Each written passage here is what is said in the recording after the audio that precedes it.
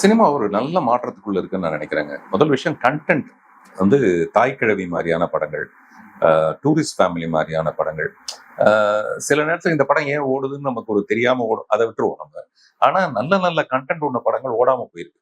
உதாரணத்துக்கு சுகமான சுமைகள் நான் ஒரு படம் எடுத்தேன். அது ஒரு நல்ல ஒரு அதாவது வன்முறைக்கு முன் வறுமையை ஒழிப்போம். அதான் அதோட விஷயம். முதல்ல வறுமையை ஒழிச்சிட்டோம்னா எதுக்காக வன்முறை? நிறைய பேர் வன்முறை செய்யறதுக்கான காரணமே அடுத்த வேளை ரேஷன் வாங்குறதுக்கு வழி இல்லாம தான் அதை பண்றாங்க. முதல்ல அதை ஒழிப்போம் அப்படின்னு ஒரு படம் எடுத்தேன்.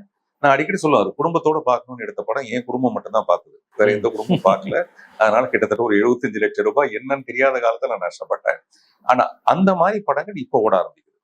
நல்ல கண்டென்ட் உள்ள படங்கள். இப்ப கூட 100 சாமின்னு ஒரு படம் பார்த்தேன். பார்த்துட்டு நானே அதுக்கு ஒரு பயங்கர ப்ரோமோ பண்ணிட்டு இருக்கேன். ஒரு 3-4 நாளா அது வேகமா போயிட்டு இருக்கு, ஒரு வைரலா போயிட்டு இருக்குன்னு வச்சுக்கோங்க. ஒரு நல்ல படம் அதை நான் எடுத்தாலோ இல்லை யார் எடுத்தாலும் அந்த படம் ஓடணுங்கிறதுல போராட்டமா இருப்பேன் நான். பாரதின்னு ஒரு படம் வந்தது, ஷாயாஜி சிண்டே எடுத்த படம், நடிச்ச படம். நம்ம இவரு ஞானராஜசேகர் அவர். அந்த படத்துக்கு எனக்கு எந்த சம்மந்தமும் இல்லை. 38,000 ரூபாய் கொடுத்து நான் விளம்பரம் கொடுத்தேன். 2வது நாள் தினத்தந்தில ஒரு விளம்பரம் கொடுத்தேன். இந்த பாரதியாரோட இறுதி ஊர்வலத்தில் இருந்த மாதிரி 14 பேர் தான் தியேட்டர்ல இருந்தாங்க. தயவு செய்து இந்த படத்தை பாருங்க. அந்த படம் 100 days போய் ஃபங்க்ஷன்ல ஒரு பெரிய சிம்மாசனம் போட்டு என்னை உட்கார வச்சாங்க.